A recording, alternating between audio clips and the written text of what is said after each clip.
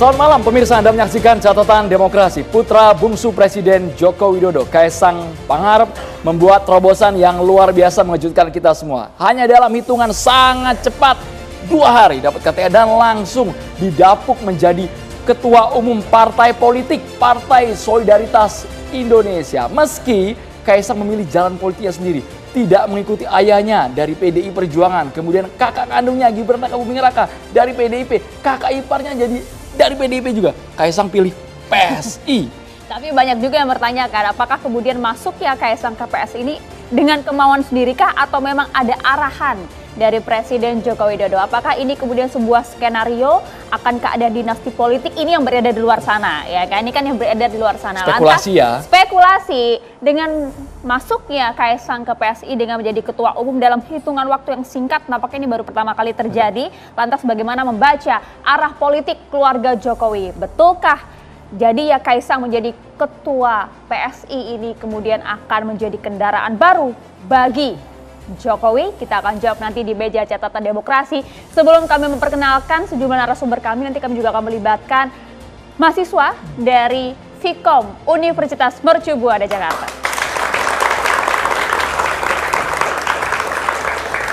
Ini merah karena memang alma maternya, Maria. Ini memang sudah ada urutannya ya, ini bukan dipas-pasin, Dendro. Tidak ada logo, tidak ada simbol partai politik sama sekali di seragam mahasiswa.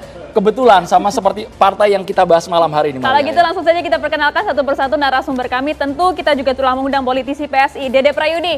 Halo, selamat malam, Mas Ugi. Selamat malam, terima kasih sudah diundang. Dan juga tentu ada Bang Kapitra Ampera, politisi PD Perjuangan. Selamat malam. Selamat malam, Assalamualaikum warahmatullahi wabarakatuh. Yang ini nggak merah bajunya ya. Ada Bang Kodari, pengamat politik. Selamat malam, Bang. Selamat malam. Paling laris manis ini Bang Kodari, seharian muter-muter roadshow di semua media ini. Terima kasih TV One. Kami juga menghadirkan pengamat politik dari UNAS. Terima kasih banyak Bung Slamet Ginting. Selamat malam Bung Ginting. Selamat malam, Assalamualaikum warahmatullahi wabarakatuh. Waalaikumsalam warahmatullahi wabarakatuh. Ini wajah baru di Catatan Demokrasi. Kita tunggu nanti ya bagaimana tarikan gasnya, Maria ya.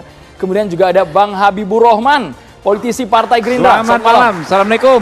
Waalaikumsalam warahmatullahi wabarakatuh. Tadi pagi belusukan gak nih Bang Habibur Rahman? Saya milih hakim MK tadi seharian. Seharian sibuk Mantap. pol ya. Kami juga menghadirkan relawan Prabowo Mania 08. Terima kasih Bang Immanuel Ebenezer. Selamat malam. Selamat malam. Kebetulan saya bukan saya partai, warnanya sama doang. Ya ini jaket merah menandakan apa nih, Merah Bang? semua. Satu hati Semangat sudah. merah putih, Oh, bukan semangat partisan. Putihnya dinantikan nanti ya, Bang. Oh Ya? gitu ya, iya dong. Jangan-jangan kalau dibuka ada gambar baca pres Bang. Enggak, Baca pres dari bacalek. tiga-tiganya. Caleg, Oh, caleg nomor caleg ya, 1 Bang. dari Kaltara, Baik. Kita langsung ke dari Bang- Partai Gerindra. Kita langsung ke Bang Uki. Bang Uki, apa sih Bang sebenarnya untungnya Kaisang Pangarep masuk PSI? Sepertinya dikasih karpet merah banget Bang. 2 hari langsung jadi ketua umum. Oke, untuk menjawab ini saya akan menjelaskannya secara kronologis ya. Oke. Oke, jadi sebenarnya komunikasi intens antara Mas Kaisang dengan para pengurus PSI itu sudah berlangsung lama sekali. Jadi Mas Kaisang mengenal dengan baik itu yang namanya Bro William misalnya ya, mengenal dengan baik Bro Giring, mengenal dengan baik Bro Mongol ya. Dan komunikasi intens, kemudian Mas Kaisang ini menyatakan sebenarnya, oh ini PSI ternyata menarik juga gitu. Kenapa nggak kita seriusin aja gitu. Jadi pertanyaannya harusnya dibalik, kenapa Mas Kaisangnya yang tertarik? Sebenarnya seperti itu ya. Dan kemudian beberapa hari yang lalu ketika kita sama-sama melihat lah yang namanya kehebohannya ya. Mas Kaisang resmi menjadi anggota PSI. Jadi ada Dewan Pembina kami yaitu Sis Grace Natali juga bersama Bro Raja Juli Antoni. Juga ada pengurus yang saat itu menjadi ketua umum kami yaitu Bro Giring Ganesha yang datang sendiri ke kediaman Pak Jokowi di Solo ya mengantarkan KTA Itu pertanyaan Mas juga Kaisang. tuh, Bang. Ya, nanti aja ditanyanya ya.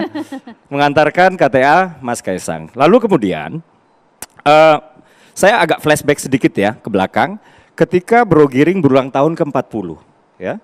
Beliau itu sudah membuat public statement bahwasannya usia saya sudah 40 tahun dan saya sudah terlalu tua untuk menakodai partai politik yang partai politiknya anak muda.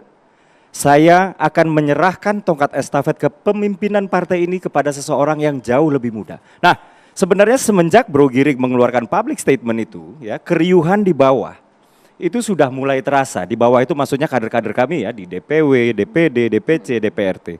Siapa yang akan gantikan? Siapa yang akan melanjutkan kerja-kerja Bro Giring? Kurang lebih seperti itu ya. Nah, isu tentang Mas Kaisang ini berkembang sebenarnya di bawah itu sudah pada tahu, tapi sifatnya masih kemungkinan ya.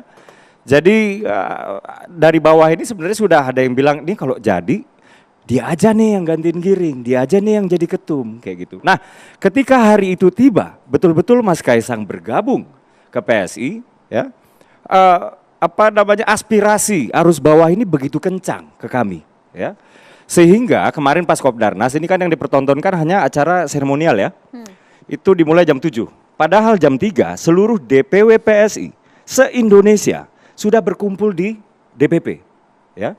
Jadi dijaring segala aspirasinya dan hasil dari pertemuan tersebut adalah PSI di akar rumput memang menginginkan Mas Kaisang ya untuk menggantikan atau untuk melanjutkan kerja-kerja Bro Giring gitu. Nah, itulah hasil rapatnya. Oke. Yang kemudian hasil rapat tersebut dikukuhkan oleh Ketua Dewan Pembina kami dan akhirnya jadi SK yang di mana pembacaan SK tersebut dibacakan di acara seremonial Kopdarnas tersebut. Kurang lebih seperti itu kronologisnya ya. Jadi kalau misalnya ditanya apa untungnya, tentu ya dengan bergabungnya Mas Kaisang, dengan alasannya yang beliau bilang, beliau ingin anak muda itu nggak hanya sebagai objek politik yang pasif, tapi beliau ingin anak muda itu sebagai subjek politik yang aktif.